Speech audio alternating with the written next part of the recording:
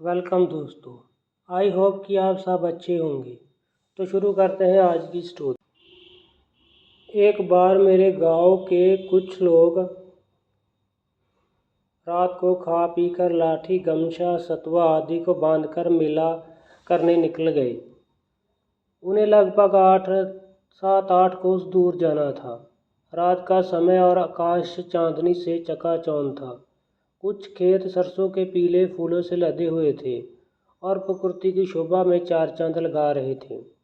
मेरे गांव के लोग तेजी से गुरहैया रास्ते मेड़ों आदि से होकर तेजी से गाते हुए बताए हुए गड़े पर चल रहे थे। रास्ते में एक गड़ी पड़ी जो लोग पढ़ाई पार कर कर ही देखते हैं कि घूम फिर कर फिर से वही गड़ी पर आ जाते थे। अब 2-3 बार उनके साथ यही घटना घटी। उन लोगों को आभास हुआ है कि उन्हें बुलूना भूत ने भटका दिया है।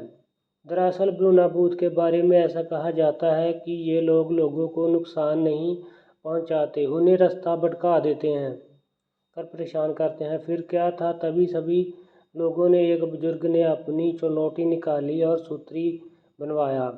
जय हो बुलूना बाबा बाबा कहकर थोड़ी सी सूत्री वहीं चढ़ा दी और हनुमान जी का नाम लेकर फिर से आगे बढ़ गए। खैर इस बार उन्हें बुलूना भटकना से बच गए। खैर मिला जाने वाले इस गोल की समस्या कम होने का नाम ही नहीं ले रही थी।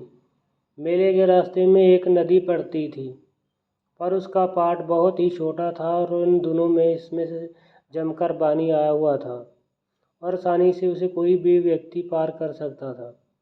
पर बात उन दिनों की है जब लोग नदी के किनारे पहुंचे तो पाट लगभग 1 मील तक चौड़ा लग रहा था और उस चांदनी रात में पानी लहरा रहा था। उन लोगों को कुछ समझ में नहीं आ रहा था और पास में कोई मलाह या नाव भी नहीं नजर आ रही थी। यह लोग नदी में 8-10 मीटर पहले ही रुककर सुबह होने के इंतजार में वहीं बैठे बैठे उड़ने लगे।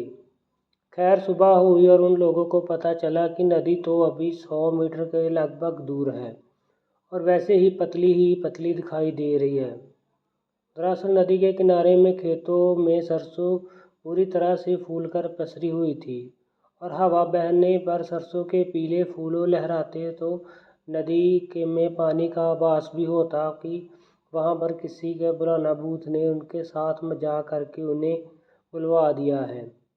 अब इस गोल का हर व्यक्ति सोच रहा था कि अगर रात को थोड़ी हिम्मत करके हम लोग आगे बढ़े तो पता चल जाता है कि नदी का पाट ना बढ़कर यह सरसों का खेत है। खैर यह समय बुलाना भूत ने ऐसी हरकतें करने लोगों को परेशान करते ही रहते थे, कोई नई बात नहीं थी। खैर सुबह से लोग फिर से तेजी के साथ चलना शुरू कर दिया। दोपहर तक बड़े बगीचे में पहुंच गए। इस बगीचे में लगभग 1 कोस का एक बड़ा बगीचा था जिसमें मेला लगता था। पर ज्यों ही लोग इस बगीचे में प्रवेश करना शुरू करते उन्हें बहुत ताज्जुब हुआ, क्योंकि इस बगीचे में दुकानें सजना शुरू हो गई थी। उन लोगों को कुछ समझ में नहीं आ रहा था कि क्या करें। खैर उन्होंने एक दुकानदार से पूछ ही लिया कि इस साल मेला किसी बगीचे में लगने वाला है। तो उस दुकानदार ने हाँ में सिर हिलाकर फिर अपने काम में लग गया। खैर इस बगीचे में भी एक छोटा सा कुआं था और पास में ही देवी का एक छोटा सा स्थान भी था। यह बगीचा भी बहुत बड़ा था और लगभग 2-3 कोस की एरिया में फैला हुआ था। दिन में अंधेरा का पूरा साम्राज्य लग रहा था। इन लोगों ने कुएं पर पहुंचकर दातुन आदि किया और आटा आदि छानकर वहीं लिट्टी बनाई और खाकर आराम करने लगे। दरअसल दुकानें सज रही थी और मेला शाम को गुलजार हो जाता था, पर दुकान वालों पर चिराग जलाते होते और कुछ पेड़ों पे मशाल भी जल उठती थी। शाम को जब वह मेरे गांव के लोग मेला करने निकले तो उन्हें अजीब लग रहा था, क्योंकि उन्हें उस मेले में अपने गांव जवार का कोई भी व्यक्ति नहीं दिख रहा था। उन्हें बहुत ताज्जुब हो रहा था, क्योंकि मेरे गांव का कम से कम 2-3 गोल और पास के गांव के अनेकों गोल मेलों में आते थे। कोई गोल मेलों के पहले चला जाता था और कोई बाद में चला जाता था, पर कोई पहचान का व्यक्ति दिखाई नहीं दे रहा था। दुकानदार भी अजीब लग रहे थे और उनकी हरकतें भी अजीब थी। हमारे गांव के लोगों के एक बुजुर्ग यादव जी थे। उन्हें अब कुछ समझ में आने लगा था। उन्होंने गांव के सभी लोगों को एक साथ रहने की हिदायत देते हुए कहा कि धीरे धीरे डेरे की ओर बढ़ो। हम लोग भूतों के चंगुल में फंस गए हैं। यह मेला नहीं है, यह भूतों का मेला है, और अगर हम लोग समझदारी से काम नहीं लेंगे तो हम लोगों की जान को खतरा हो सकता है। पता नहीं, जब ये लोग इस कुएं की ओर बढ़ने लगे तो दुकानदार भी एक एक करके धीरे धीरे उनके पीछे होने लगे। अपने उनके हाव भाव के साथ ही उनका आकार प्रकार भी बदलने लगा। अब वह असली रूप में आना शुरू हो गया और डरावनी हरकतें भी करने शुरू कर दिए। फिर मेरे गांव के उस बुजुर्ग ने लोगों से कहा कि बिना पीछे देखे, बिना डरे हुए कुएं की ओर बढ़ो और वहाँ जो भी देवी का स्थान है वहाँ पहुंचकर देवी माता से गुहार करो। खैर, अब उस भूत और भी डरावनी हरकतें करने लग गए थे। पेड़ों की डालियों को तोड़ना भी शुरू कर दिए और अजीबो गरीबो हरकतें करने लगी। पर मेरे गांव के लोग बिना डरे तेजी से इस कुएं की ओर बढ़े और कुएं पर पहुंचते ही वह बने देवी के स्थान पर चप्पल आदि निकालकर देवी माता को गोहराने लगे। इस बगीचे में एक अजीब सी भयानक स्थिति पैदा हो गई।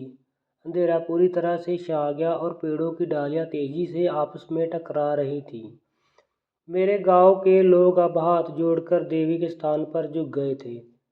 सबकी आंखें बंद थी और बस देवी माँ से अपनी जान की भीख मांग रहे थे।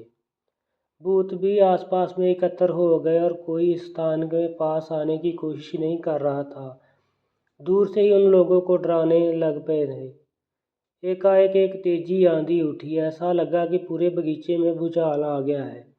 कुछ पेड़ों की डालियां तेजी से आवाज करते हुए टूट कर गिर गई और देखते ही देखते मेरे गांव के कान में किसी महिला की सुमधुर आवाज गुंजने लगी।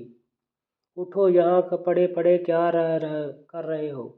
मेला तो इस बगीचे में लगा है, मैं तो इस बगीचे में चली गई थी। इसके बाद मेरे गांव के लोगों ने अपनी जान में जान आ गई। अब वह बगीचे में शांति पसरी थी। अब उन्हें कोई दिखाई नहीं दे रहा था। फिर एक अद्भुत रोशनी प्रकट हुई। रोशनी के प्रकट होते ही मेरे गांव के बुजुर्ग ने कहा कि अपना सामान समेटो और बिना देर किए इस रोशनी के पीछे पीछे निकल पड़ो। फिर मेरे गांव के लोगों ने अपना सामान समेटा और उस रोशनी के पीछे पीछे ही गए। अब वह लोग मेले वाले बगीचे में पहुंच गए।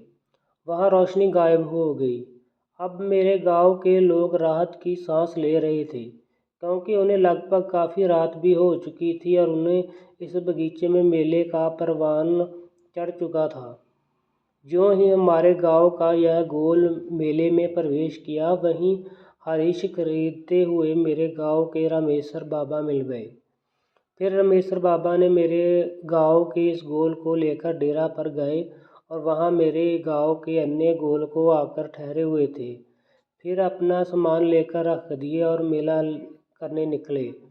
दरअसल डेरा बनने का यह फ़ायदा होता है कि हर व्यक्ति को 1-2 घंटे पर डेरे पर रहने की जिम्मेवारी होती है और लोग अपना सामान तथा खरीदा हुआ सामान भी वहीं लाकर रख कर फिर मेले में चले जाते हैं, और अगर किसी को खाना पीना भी होता है तो वहीं जोनी डेरे पर आ जाता है। यह मेला महीनों चलता था। खैर, दूसरे दिन सुबह मेरे गांव के उस बुजुर्ग गांव वालों के साथ मेले में आयोजक के पास पहुंचे और उन्हें रात की घटना बताई। मेले में आयोजकों ने कहा कि हम लोग मेले का आयोजन इसी तरह इस बगीचे में नहीं करते, क्योंकि इस बगीचे में बहुत सारे भूतों का डेरा है। दिन में तो हम इस बगीचे में अकेले कोई जाना नहीं चाहता। इस बगीचे में भूत काफ़ी लोगों को परेशान करते हैं। फिर मेरे गांव के उस बुजुर्ग ने कहा कि हमें भूतों से डरने की ज़रूरत क्या है। इस बगीचे में एक देवी माता का स्थान है, हुआ भी है। आप लोग क्योंकि उस देवी माता के स्थान पर पूजा आदि का आयोजन करके मेले का आयोजन वहीं करते हैं। माँ हम सबकी रक्षा करेगी और भूतों को भी वहाँ 9 2 11 करना पड़ेगा और भूतों को भी वहाँ से 9 2 11 होना पड़ेगा। मेला आयोजकों को यह बात बहुत ही जच गई और उन लोगों को सोचा कि क्यों ना इस बगीचे में मेले का आनंद उठाया जाए, क्यों ना मेले का किसी बगीचे में किए जाएं। तभी से इसे बगीचे में मेला लगना शुरू हो गया है। पर माँ की कृपा, माँ के स्थान पर एक छोटा सा मंदिर भी बन गया है। मेले के दौरान बहुत बगीचा समय हो गया, अगरबत्तियां कपूरों से जलने से पूरे बगीचे में माहौल दिव्यमयी हो गया था। लोग मेला भी करते थे और माँ के दर्शन भी। नवरात्रे चल रहे थे।